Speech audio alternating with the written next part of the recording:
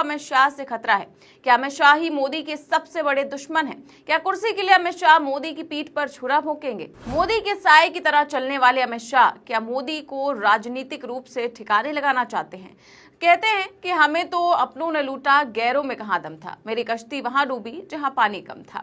इतिहास गवाह है कि समय समय पर सत्ता की लालच में लोगों ने अपनों तक का खून बहाया है। खुद भारत की धरती पर भी ऐसा कई बार हुआ है।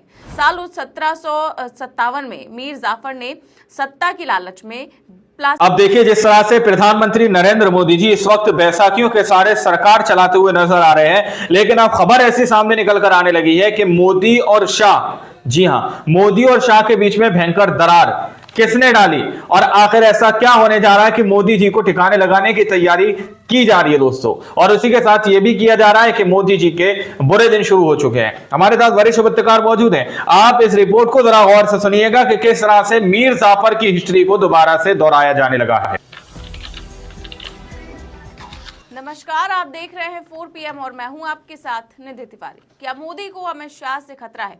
क्या अमित शाह ही मोदी के सबसे बड़े दुश्मन हैं? क्या कुर्सी के लिए अमित शाह मोदी की पीठ पर छुरा भोंकेंगे? मोदी के साए की तरह चलने वाले अमित शाह क्या मोदी को राजनीतिक रूप से ठिकाने लगाना चाहते हैं? कहते हैं कि हमें तो अपनों ने लूटा, गैरों में कहां दम था। मेरी कश्ती वहां डूबी जहां पानी कम था। इतिहास पानी कम था। समय पर सत्ता की लालच में लोगों ने अपनों तक का खून बहाया है। खुद भारत की धरती पर भी ऐसा कई बार हुआ है। साल 1757 में मीर जाफर ने सत्ता की लालच में प्लासी के युद्ध में बंगाल के नवाब सिराजुद्दौला को धोखा देकर ब्रिटिश सेना के कमांडर रॉबर्ट क्लाइव के साथ गुप्त समझौता कर लिया था। यही कारण है कि मीर जाफर को एक गद्दार के रूप में जाना जाता है। लेकिन आज के टाइम में क्या अमित शाह मोदी के लिए मीर जाफर बन गए हैं?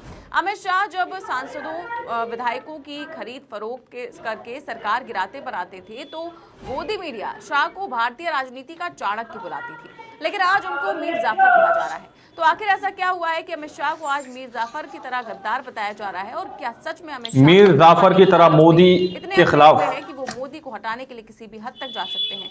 सब कुछ बताएंगे आपको इस वीडियो में। तो मोदी शाह के बीच फूट डालने वाला कोई और नहीं बल्कि पश्चिम बंगाल की मुख्यमंत्री ममता बनर्जी है, जिन्होंने कोलकाता में बुधवार को कहा कि केंद्रीय गृह मंत्री अमित शाह कार्यवाहक प्रधानमंत्री की तरह बर्ताव कर रहे हैं। उन्होंने कहा कि प्रधानमंत्री नरेंद्र मोदी शाह पर ज्यादा भरोसा न करें। उन्होंने शाह की तुलना मीर जाफर से की। सीएम ने ये बयान ओडिशा के कटक में 5 अक्टूबर को दुर्गा पूजा विसर्जन के दौरान हुई हिंसा और बिहार में SIR को लेकर दिया था। ममता ने कहा था कि कटक में हालात बहुत खराब है। भाजपा और बजरंग दल की वजह से वहां सांप्रदायिक हिंसा हुई है। सीएम ममता बनर्जी ने कहा कि भाजपा और बजरंग दल के लोग देश को नुकसान पहुंचा रहे हैं। मैंने कई सरकारें देखी हैं, लेकिन इतनी घमंडी और तानाशाह सरकार पहले कभी नहीं देखी। उन्हें इतनी घमंडी और तानाशाह सत्ता में है, लेकिन कल नहीं भी हो सकते हैं।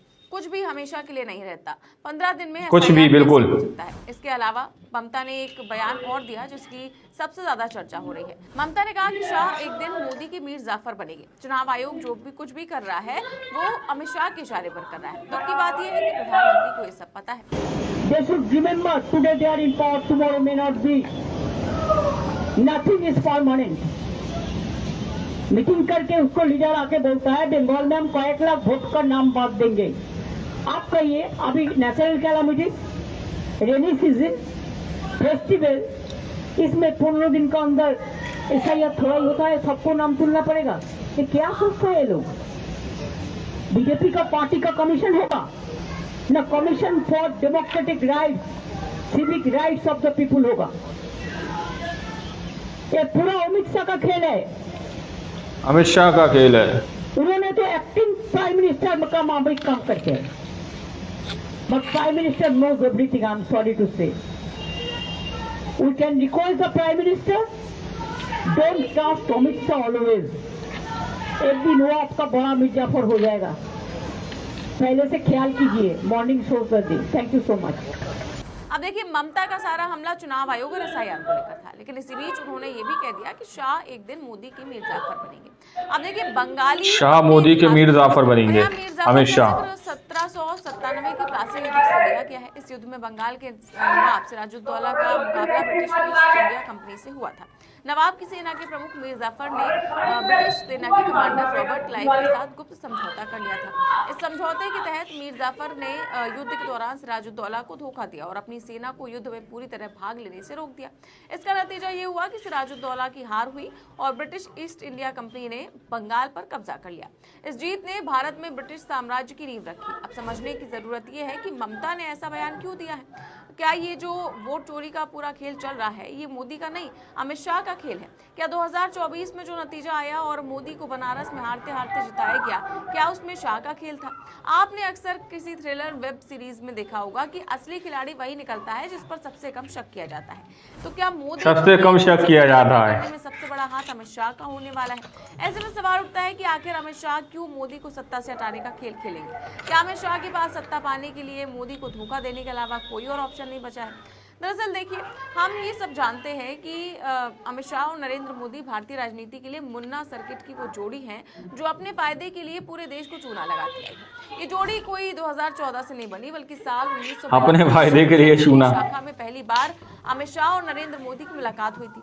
साल 1987 से अमित शाह और मोदी गली गली जाकर पार्टी का प्रचार किया करते थे, पर्चे बांटते थे, पोस्टर चिपकाते थे। दोनों एक स्कूटर पर शहर का दौरा करते थे। अमित शाह स्कूटर चलाते थे जबकि मोदी स्कूटर के पीछे बैठे होते थे। दोनों लोग देश पर एक दिन राज करने का सपना देखते थे। तभी से दोनों की दोस्ती गहरी हुई। मुख्यमंत्री बनने के बाद मोदी ने अमित शाह को और अमित शाह ने मोदी को कई बार बचाया। दोनों एक दूसरे के कच्चे चिट्ठे अच्छे से जानते हैं। लेकिन आज सोचिए, बात यहाँ तक पहुंच गई है कि विपक्ष कह रहा है कि अमित शाह ही मोदी को धोखा दे सकते हैं। जहां पानी कम था। 75 साल के पूरे हो चुके हैं, लेकिन वो है कि गद्दी छोड़ने का नाम नहीं ले रहे हैं, जबकि खुद ही ये रूल बनाए थे कि 75 वर्ष के बाद सक्रिय राजनीति से रिटायर हो जाना चाहिए। LK आडवाणी हो या फिर मुरली मनोहर जोशी, उनको पार्टी से निकालते वक्त मार्गदर्शक मंडल में डालने तक तो ये नियम लागू हो रहा था। लेकिन जब मोदी खुद 75 के हुए तो वो अपना ही बनाया रूल भूल गए। विपक्ष तो हर दिन उनको याद दिलाता है, लेकिन फिर भी मोदी गद्दी छोड़ने को तैयार नहीं है। अब देखिए, जब भी मोदी के बाद कौन की बात आती है तो अमित शाह का नाम उसमें सबसे ज्यादा ऊपर आता है।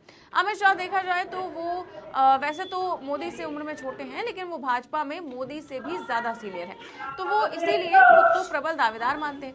लेकिन दिक्कत ये है कि भाजपा में और भी ऐसे कई बड़े राजनेता हैं जो अमित शाह को मीर जाफर की तरह मोदी के खिलाफ चाहते हैं। और ये बात साफ है कि आज अमित शाह को जो कुछ भी पार्टी में वैल्यू मिली है उसमें मोदी का ही हाथ है। और कल को अगर नरेंद्र मोदी गए और गडकरी या योगी आदित्यनाथ के हाथ में पावर आई तो फिर समझिए कि अमित शाह को भी रिटायर होना पड़ेगा। ऐसे में अगर सबसे ज्यादा मोदी के जाने का डर किसी को है तो वो है अमित शाह। और मोदी मैजिक भी खत्म होता जा रहा है। ऐसे में अगर अमित शाह अभी प्रधानमंत्री पद की शपथ नहीं लेंगे तो वो काफी पीछे छूट जाएंगे। अब ऐसे में ममता बनर्जी अगर मोदी को आगाह कर रही है तो जाहिर है कि इसमें राजनीतिक षड्यंत्र होगा, लेकिन काफी हद तक सच्चाई भी छुपी है। और वैसे भी राजनीति में कोई किसी का स्थायी दोस्त या दुश्मन नहीं होता, सब कुछ वक्त और हालात पर निर्भर करता है।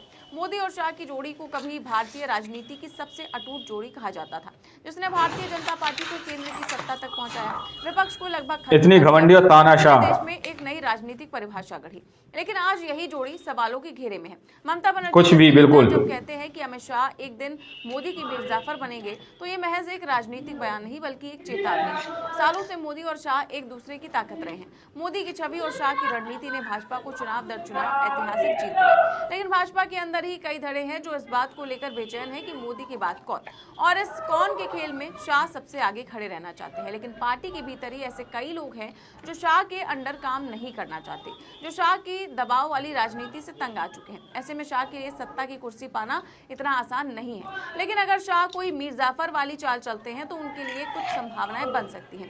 पावर हासिल करने के बाद वो जिसको चाहे ठिकाने लगा सकते हैं। फिलहाल इस पूरे मामले को लेकर आप क्या सोचते हैं, हमें कमेंट बॉक्स में अपनी राय जरूर दें। चैनल को सब्सक्राइब भी करें और ज्वाइन भी करें। दोस्तों, आप लोगों ने इस वीडियो को शुरू से आखिर तक देखा।